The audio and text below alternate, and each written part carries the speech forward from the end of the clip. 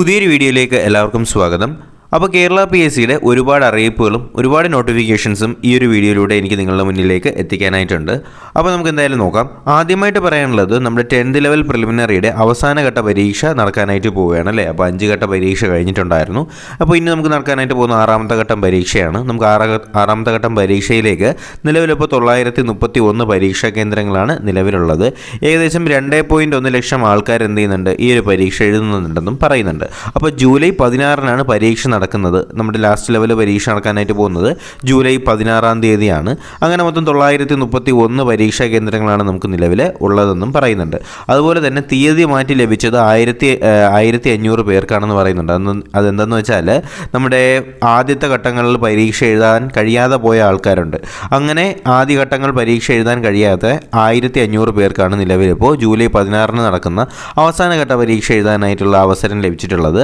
അങ്ങനെ കോവിഡ് ബാധിതർ, അതുപോലെ തന്നെ അപകടത്തെ തുടർന്ന് ചികിത്സയിലുള്ളവർ, ഗവൺമെൻറ് അംഗീകൃത സ്ഥാപനങ്ങളിൽ അല്ലെങ്കിൽ സർവകലാശാലകൾ നടത്തുന്ന പരീക്ഷയുള്ളവർ, വിവാഹം, പ്രസവം തുടങ്ങിയ കണക്കിൽ എന്ത് ചെയ്യുന്നുണ്ട്, പരീക്ഷ എഴുതാൻ കഴിയാത്ത ആൾക്കാർ, അങ്ങനെ കഴിയാത്ത ഏകദേശം 1500ഓളം ആൾക്കാർക്കാണ് നിലവിലിപ്പോൾ ജൂലൈ 16-ാം തീയതി അവസരം കൊടുത്തിട്ടുള്ളത്. അപ്പോൾ ഇതുമായിട്ട് ബന്ധപ്പെടുത്തിയിട്ടുള്ള അല്ലെങ്കിൽ ഇവർ ബന്ധപ്പെടുത്തിയ രേഖയുമായിട്ട് ജൂൺ 24 മുൻപേ അപേക്ഷ നൽകണമെന്ന് അറിയിച്ചിട്ടുണ്ടായിരുന്നു അല്ലേ. അപ്പോൾ ജൂലൈ 16-ന് പരീക്ഷ എഴുതണം എന്നുള്ളവർ ജൂൺ 24-ന് മുൻപ് തന്നെ എന്ത് ചെയ്യണം, അപേക്ഷ നൽകണമെന്നൊക്കെ നോട്ടിഫിക്കേഷനകത്ത് പറഞ്ഞിട്ടുണ്ടായിരുന്നു. അത് ഞാൻ നിങ്ങളെ അറിയിച്ചതുമാണ് അല്ലേ. അപ്പോൾ എന്തായാലും 6ാമത്തെ ഘട്ടം പരീക്ഷ നടക്കാനായിട്ട് പോകുന്നുണ്ട്. കുറച്ച് എളുപ്പമായിരിക്കട്ടെ എന്നൊക്കെ തന്നെ നമുക്ക് പ്രതീക്ഷിക്കാം. പിന്നെ കേരള PSCയുടെ കാര്യമായതുകൊണ്ട് നമുക്കൊന്നും പ്രിഡിക്റ്റ് ചെയ്യാനായിട്ട് കഴിയത്തില്ല. അപ്പോൾ നമുക്ക് അടുത്ത വാർത്തയിലേക്ക് പോകാം. അടുത്ത വാർത്ത എന്ന് പറയുന്നത് 10th ലെവൽ കന്നഡ 1-ാം ഘട്ടത്തിലെ 19 ചോദ്യങ്ങൾ ഒഴിവാക്കിയതാണ് അല്ലേ. വ്യാപകമായി പരീക്ഷ നടത്തുന്നുണ്ടെങ്കിലും അതുപോലെ തന്നെ പരീക്ഷ ചോദ്യങ്ങളിലെ തെറ്റുകളും അതുപോലെ തന്നെ ഉത്തരങ്ങളിലെ അല്ലെങ്കിൽ ആൻസർ കീയിൽ വരുത്തുന്ന തെറ്റുകളും നമുക്കിപ്പോൾ വ്യാപകമായി കൂടിക്കൊണ്ടിരിക്കുന്ന ഒരു സിറ്റുവേഷനാണ് നമുക്കിപ്പോൾ നിലവിലുള്ളത്. അതിപ്പോൾ നമ്മുടെ കഴിഞ്ഞ 10th ലെവൽ പ്രിലിമിനറികളുടെ ക്വസ്റ്റ്യൻ പേപ്പറും അതുമായിട്ട് ബന്ധപ്പെടുത്തിയിട്ടുള്ള ആൻസർ കീകളും പരിശോധിച്ചാൽ തന്നെ നമുക്ക് മനസ്സിലാക്കാൻ കഴിയുന്ന കാര്യമാണ്. കാര്യം ഈ ഒരു കാര്യം നോക്കിയാൽ 10th ലെവലിൻ്റെ കന്നഡ ഭാഷയിൽ നടത്തിയിട്ടുണ്ടായിരുന്ന പരീക്ഷയിലെ 19 ചോദ്യങ്ങളാണ് നിലവിലിപ്പോൾ ഒഴിവാക്കിയിട്ടുള്ളത്. മാത്രമല്ല തമിഴിലെ ചോദ്യങ്ങളിൽ നിന്ന് 8 ചോദ്യങ്ങൾ നിലവിലിപ്പോൾ ഒഴിവാക്കിയിട്ടുണ്ടെന്നും പറയുന്നുണ്ട്. അതുപോലെ തന്നെ നമ്മുടെ 10th ലെവൽ പ്രിലിമിനറിയുടെ 2ാം ഘട്ട പരീക്ഷയിൽ നിന്ന് 2 ചോദ്യങ്ങൾ ഒഴിവാക്കി. അതുപോലെ തന്നെ 6 ഉത്തരങ്ങൾ തിരുത്തിയെന്നും പറയുന്നുണ്ട്. അപ്പോൾ ചോദ്യം ഇടുന്നവർക്ക് തന്നെ ഉത്തരം അറിയാത്ത ഒരു സിറ്റുവേഷനാണ് നമുക്കിപ്പോൾ നിലവിൽ വന്നുകൊണ്ടിരിക്കുന്നത്. അതുപോലെ തന്നെ ദേവസ്വം LDCയിലേക്ക് അപേക്ഷിച്ചവർ 1.9 ലക്ഷം ആൾക്കാരാണ് എന്ന് പറയുന്നുണ്ട് കേട്ടോ. അപ്പോൾ നിങ്ങൾക്ക് ആർക്കെങ്കിലും ദേവസ്വം ബോർഡ് പരീക്ഷ എഴുതുന്നവരുണ്ട്, നിങ്ങൾക്കൊരു മോക്ക് ടെസ്റ്റ് ആവശ്യമുണ്ടെന്നുണ്ടെങ്കിൽ നമുക്കൊരു കറക്റ്റ് എക്സാം പോലെ തന്നെ ഒരു 100 ചോദ്യങ്ങൾ വെച്ചുകൊണ്ട് ഒരു പരീക്ഷ നമുക്ക് റെഡിയാക്കി തരാം കേട്ടോ. അപ്പോൾ അത് ആവശ്യമുള്ളവർ എന്ത് ചെയ്യുക, കമൻ്റായിട്ട് പറയാൻ മറക്കരുത്. ഓക്കെ, അപ്പോൾ നമുക്ക് അടുത്ത വാർത്തയിലേക്ക് പോകാം. 5ാം ഘട്ടം അഥവാ ആശങ്കാഘട്ടം. ഓക്കെ, ഈ ഒരു വാർത്ത എന്ന് പറയുന്നത് നമ്മളെല്ലാവരും പല പ്രാവശ്യം ഡിസ്കസ് ചെയ്ത കാര്യം തന്നെയാണ്. അപ്പോൾ ഇതിനകത്ത് പറയുന്നത് വേറെ ഒന്നുമല്ല, 10th ലെവൽ പ്രിലിമിനറിയുടെ 5ാം ഘട്ട പരീക്ഷയിൽ ഉയർന്ന നിലവാരത്തിലുള്ള പരീക്ഷ നടത്തിയത് കൊണ്ടുള്ള വ്യാപക പരാതിയെക്കുറിച്ചാണ് ഇതിനകത്ത് പറയുന്നത്. ഓക്കെ, അപ്പോൾ ഇതൊക്കെ നമുക്ക് ആൾറെഡി അറിയാവുന്ന കാര്യം തന്നെയാണ് അല്ലേ. കാര്യം എന്താണ്, ഇതിൽ പലരുടെ ഒപ്പീനിയൻ പറയുന്നുണ്ട്. അത് വളരെ കറക്റ്റാണ്. കാര്യം ഒരാൾ പറയുന്നത് എന്തെന്ന് വെച്ചാൽ ചോദ്യം വായിക്കാൻ പോലും സമയം കിട്ടിയില്ല എന്ന് പറയുന്നുണ്ട്.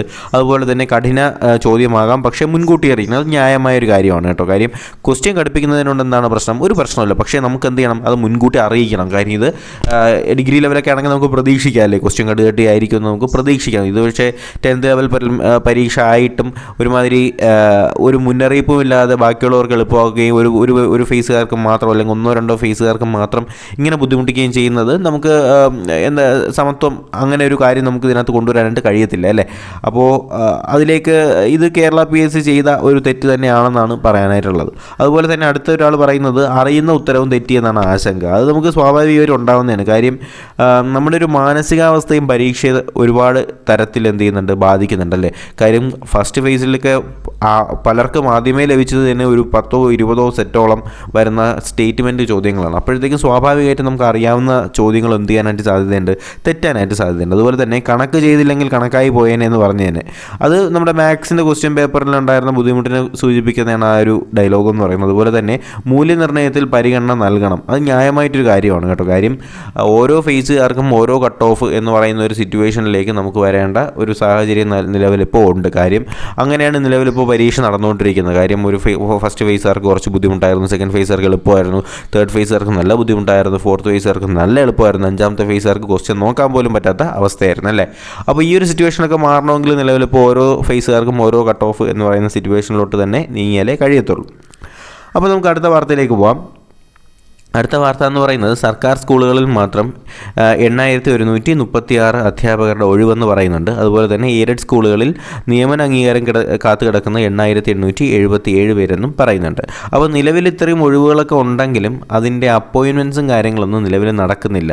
ഇതിൽ പറയും പോലെ തൽക്കാലം എല്ലാം താൽക്കാലികം എന്ന് പറയുന്ന ഒരു സിറ്റുവേഷനാണ് നിലവിലിപ്പോൾ ഉള്ളത്. കാര്യം എന്താണ്, നിലവിലത്തെ വേക്കൻസികൾ ഫില്ല് ചെയ്യാനായിട്ട് സ്വാഭാവികമായിട്ടും താൽക്കാലികക്കാർ വരികയും അവരെന്ത് ചെയ്യുന്നു, പിന്നീട് സ്ഥിരമാക്കുകയും ചെയ്യുന്ന ഒരു സിറ്റുവേഷനാണ് നിലവിലിപ്പോൾ ഉള്ളത്. ഇതിനകത്തിപ്പോൾ ഓരോ ജില്ലയിലും എത്ര വേക്കൻസികളാണ് അല്ലെങ്കിൽ സർക്കാർ സ്കൂളുകളിലെ അധ്യാപകരുടെ ഒഴിവുകൾ, ജില്ല, LP UP ഹൈസ്കൂൾ ഒഴിവുകൾ എന്ന തരത്തിൽ എന്ത് ചെയ്യുന്നുണ്ട്, ഇതിനകത്ത് ഇങ്ങനെ വർഗീകരിച്ച് കൊടുത്തിട്ടുണ്ട്. എത്ര തന്നെ ഒഴിവുകളുണ്ടായാലും അപ്പോയിൻമെൻറ്റുകൾ കൂടി അതിനകത്തക്കത് നടത്തിയാൽ മാത്രമേ ഈ ഒഴിവുകൾ ഫില്ല് ചെയ്യാനായിട്ട് കഴിയത്തുള്ളൂ. അല്ലെങ്കിൽ അവിടെ സ്വാഭാവികമായിട്ടും വലിഞ്ഞു കയറി വരുന്ന താൽക്കാലികക്കാർ തന്നെ എന്ത് ചെയ്യുന്നുണ്ട്, അവിടെ സ്ഥിരപ്പെടുന്നൊരു സിറ്റുവേഷനാണ് നമുക്കിപ്പോൾ നിലവിലുള്ളത്.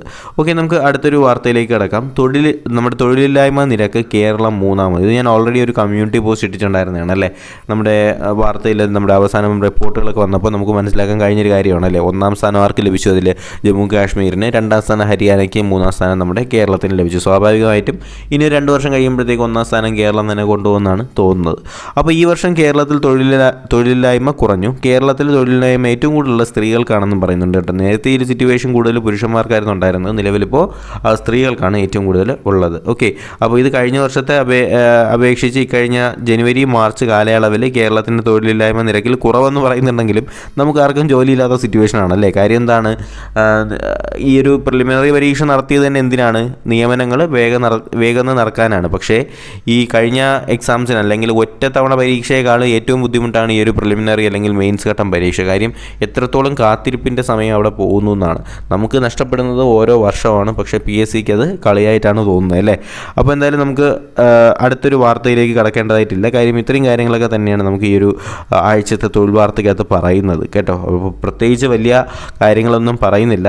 എന്തായാലും പ്രശ്നം ഇപ്പോഴും നിലനിൽക്കുന്നത് നമ്മുടെ 10th പ്രിലിമിനറിയുടെ 5-ാം ഘട്ടത്തിൻ്റെ ബേസ് ചെയ്തിട്ടുള്ള കാര്യങ്ങളിലാണ് നിലവിൽ ഇപ്പോഴും പ്രശ്നങ്ങൾ നിലനിൽക്കുന്നത്. എന്ത് തന്നെയായാലും അതിനിപ്പോൾ നമുക്ക് ചെയ്യാൻ കഴിയുന്നൊരു കാര്യം എന്ന് പറയുന്നത് നമ്മുടെ മൻസൂർ അലി സാർ പറഞ്ഞ പോലെ തന്നെ എന്ത് ചെയ്യുക, 13-ാം തീയതി എത്തുന്ന രീതിയിൽ ഒരു ലെറ്റർ അയക്കുക എന്നുള്ളത് തന്നെയാണ്. അപ്പോൾ മാസമായിട്ട് അല്ലെങ്കിൽ ഒരു വലിയ രീതിയിൽ ആൾക്കാർ ലെറ്റർ അയക്കാൻ നേരത്തെ എന്ത് ചെയ്യുന്നുണ്ട്, അത് പുള്ളിക്കാരൻ്റെ അല്ലെങ്കിൽ നമ്മുടെ ചെയർമാൻ്റെ ശ്രദ്ധയിൽപ്പെടുകയും അതിലേക്ക് വേണ്ട നിയമ നടപടികളും അതുപോലെ തന്നെ വേണ്ട നടപടികളൊക്കെ അദ്ദേഹത്തിൻ്റെ ഭാഗത്തു നിന്നുണ്ടാവും എന്നൊക്കെ തന്നെ നമുക്ക് പ്രതീക്ഷിക്കാം അല്ലേ. ശുഭാപ്തി വിശ്വാസം കളയേണ്ട, കാര്യങ്ങളൊക്കെ വളരെ ഭംഗിയായിട്ട് തന്നെ മുന്നോട്ട് പോകട്ടെ. കാര്യം നമുക്കിനിപ്പോൾ 12th ലെവലിൻ്റെ പ്രിലിമിനറി പരീക്ഷ വരാനായിട്ട് പോകുന്നുണ്ട്. അതുപോലെ തന്നെ നിങ്ങൾക്ക് 16-ാം തീയതി നമ്മുടെ ലാസ്റ്റ് ഘട്ടം അവസാന ഘട്ടം പരീക്ഷ നടക്കാനായിട്ട് പോകുന്നു. 16-ാം തീയതിയാണ് എന്ന് പറയുമ്പോൾ ഈ വരുന്ന ശനിയാഴ്ചയാണല്ലേ. അപ്പോൾ എന്തായാലും അതിലേക്കൊക്കെ വളരെ വ്യക്തമായിട്ട് തന്നെ കാര്യങ്ങളൊക്കെ പഠിക്കുക. അപ്പോൾ 6-ാമത്തെ ഫേസ് പരീക്ഷ എഴുതാൻ പോകുന്നവർ കഴിഞ്ഞ ഫേസുകളുടെ ക്വസ്റ്റ്യൻ പേപ്പർ കൃത്യമായിട്ട് വർക്കൗട്ട് ചെയ്തിട്ട് പോവുക. കാര്യം ഈ ഒരു 5 ഫേസിൻ്റെ ക്വസ്റ്റ്യൻ പേപ്പറിനകത്ത് നിന്ന് തന്നെ നിങ്ങൾക്ക് ഒരു 30 മാർക്ക് കിട്ടാനുള്ള വക കേരള PSC ഒരുക്കി തരും. അതിൽ വേറെ ഒരു സംശയവും വേണ്ട. ക്വസ്റ്റ്യൻ പേപ്പറിനകത്ത് നിന്ന് റിപ്പീറ്റഡ് ക്വസ്റ്റ്യൻസ് തീർച്ചയായിട്ടും ഉണ്ടാവും. അതുകൊണ്ട് തന്നെ എന്ത് ചെയ്യുക, ക്വസ്റ്റ്യൻ പേപ്പർ വർക്കൗട്ട് ചെയ്ത് തന്നെ പോവുക. അപ്പോൾ ക്വസ്റ്റ്യൻ പേപ്പറിൻ്റെ വർക്കൗട്ടും കാര്യങ്ങളൊക്കെ നമ്മുടെ ചാനലിൽ അവൈലബിൾ ആണ്. അതുപോലെ തന്നെ 12th ലെവലിൻ്റെ ക്ലാസ്സുകൾ സ്റ്റാർട്ട് ചെയ്തിട്ടുണ്ട്. അപ്പോൾ എല്ലാവരും നന്നായിട്ട് തന്നെ പഠിക്കുക, പെട്ടെന്ന് തന്നെ ജോലിയൊക്കെ വാങ്ങിക്കുക. അപ്പോൾ എന്തായാലും പുതിയ അപ്ഡേഷൻസും കാര്യങ്ങളൊക്കെ എന്തെങ്കിലുമൊക്കെ ഉണ്ടെങ്കിൽ ഞാൻ തീർച്ചയായിട്ടും നിങ്ങളെ അറിയിക്കുന്നതായിരിക്കും. അപ്പോൾ അപ്ഡേഷൻ ലഭിക്കുന്നതിനായിട്ട് എന്ത് ചെയ്യുക, ചാനൽ സബ്സ്ക്രൈബ് ചെയ്യുക, ബെൽ ബട്ടൺ കൂടി എനേബിൾ ചെയ്യാനായിട്ട് മറക്കരുത്. അപ്പോൾ എന്തായാലും പുതിയൊരു വീഡിയോയും ക്ലാസ്സും ഒക്കെ ആയിട്ട് ഉടനെ തന്നെ കാണാം. അതുവരേക്കും എല്ലാവർക്കും bye bye, good bye, take care.